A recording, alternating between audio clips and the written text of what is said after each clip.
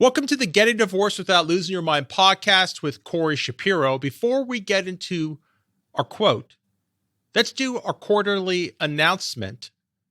The biggest news is we finished the audio version of our ebook, Getting Divorced Without Losing Your Mind, which came out on Amazon last April.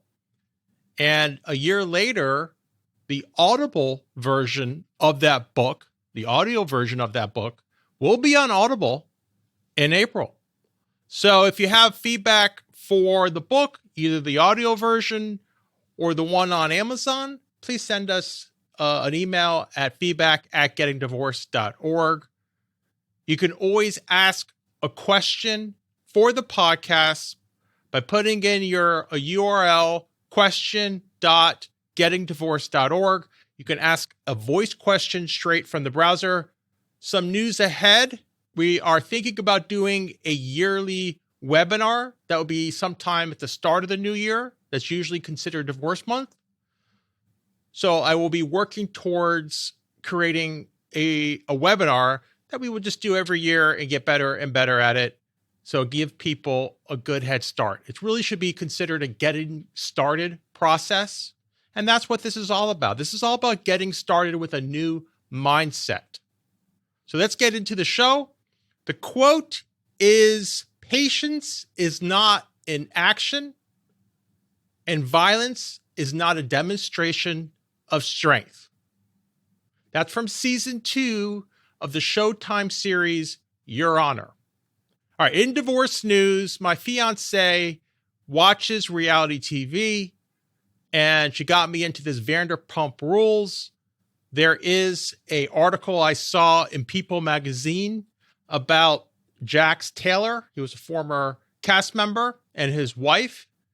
And he says, marriage is work.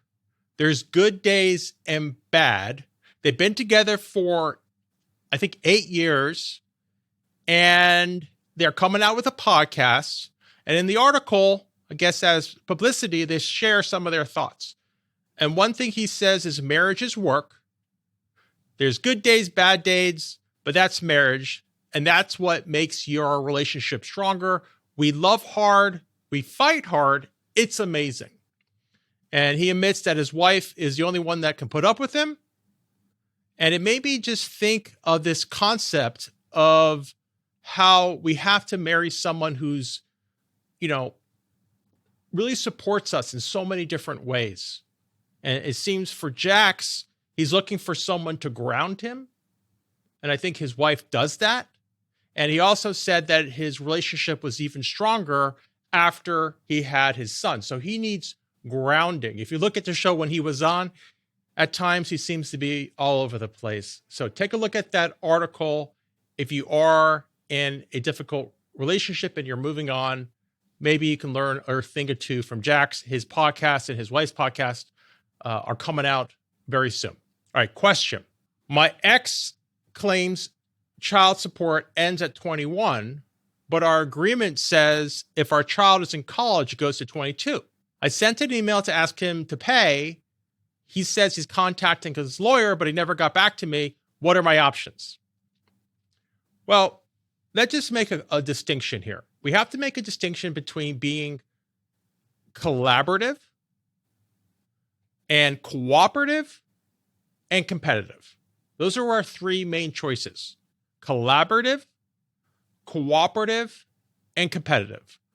And generally, we start out with the cooperative model. That's a diplomatic model, right? So you send a letter, you send an email, basically giving the other side notice, giving him notice that he's supposed to do this.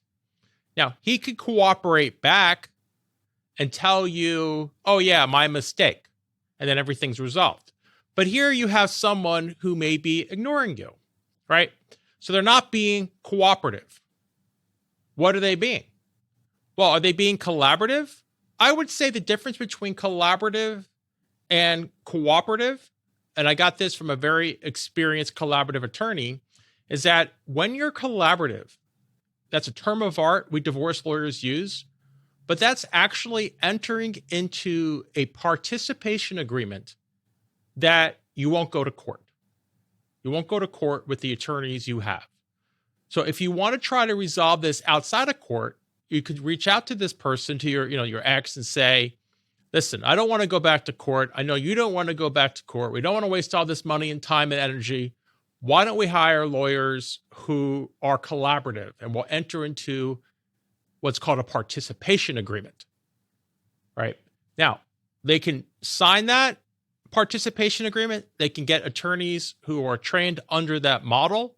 And that model was created by Stu Webb. Or they can be passive aggressive and do nothing.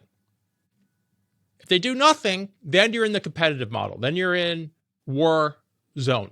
Then you're in, Wild West world. And in that case, I think a lot of people who really prefer the cooperative, the collaborative model, don't want to go to court, don't want to waste their time and money, have better things to do. See the light. It's so logical. It says 22, kids in college. Why do I have to go to court to figure this out? I don't want to spend all this money. And even if I get the money back, I don't want to waste all this time. Well, for people like that, I think the hardest thing to do is have strong boundaries. And the boundary is you're going to probably have to go to court. And they know that. They're pushing your button. Sort of maybe what a kid does when they test you.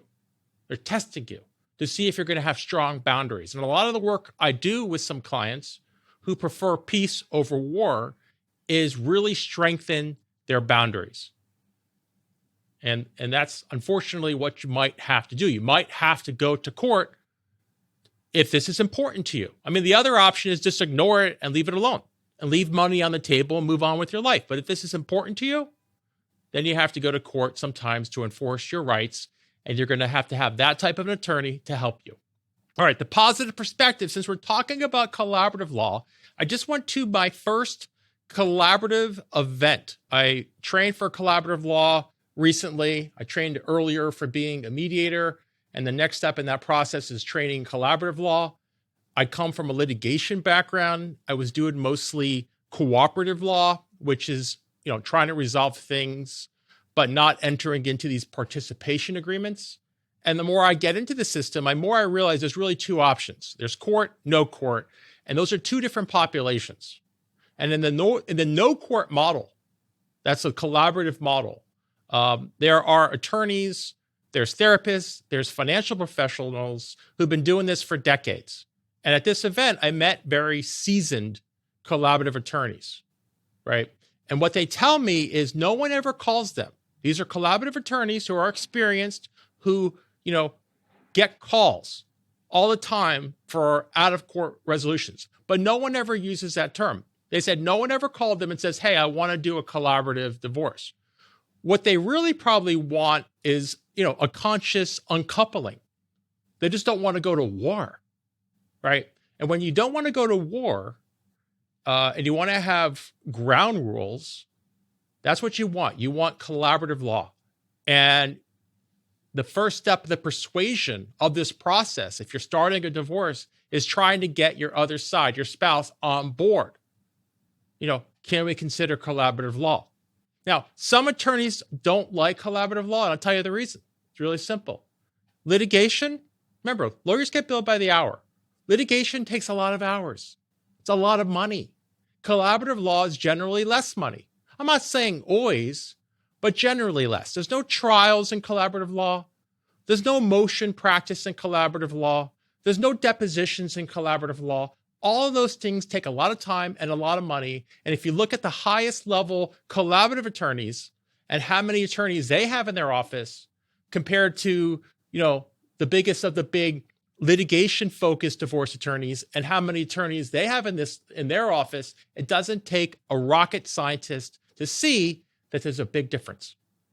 So a lot of lawyers are not for it because they do this work not as a passion, not as a calling primarily, but because it's a business. But this is your life, this is personal, and it's not business. It's real. All right, remember, this podcast is only for informational use.